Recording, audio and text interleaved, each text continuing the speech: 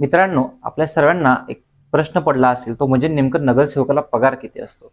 तर मित्रांनो, नगरसेवकाला पगार नसतं, नगरसेवकाला असतं ते मानधन असतं. आता नेमकं हे मानधन असतं तरी कसं? तर वेगवेगळ्या नगरपालिकेच्या श्रेणीनुसार हे मानधन ठरवलं जातं. म्हणजेच कसं, जर अ प्लस दर्जा नगरपालिकेला असेल, तर तिथे 25,000 मानधन नगरसेवकाला भेटतं. जर अ श्रेणीमध्ये असेल, तर तिथे 20,000 भेटतं.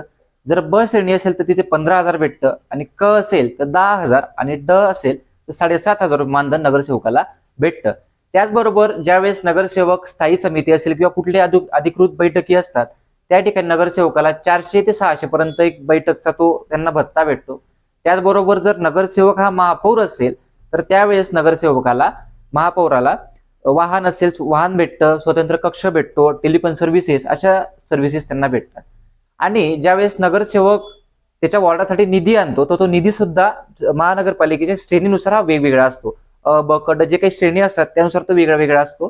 40 लाख ते 1.5 करोड पर्यंत जवळपास श्रेणीमध्ये, त्या रेंजमध्ये तो फंड असतो. आणि तुम्हाला माहिती आहे का, महाराष्ट्रातली सर्वात बेस्ट महानगरपालिका म्हणून कुठली ओळखली जाते? तर ती आहे पिंपरी चिंचवडची महानगरपालिका. थँक्यू.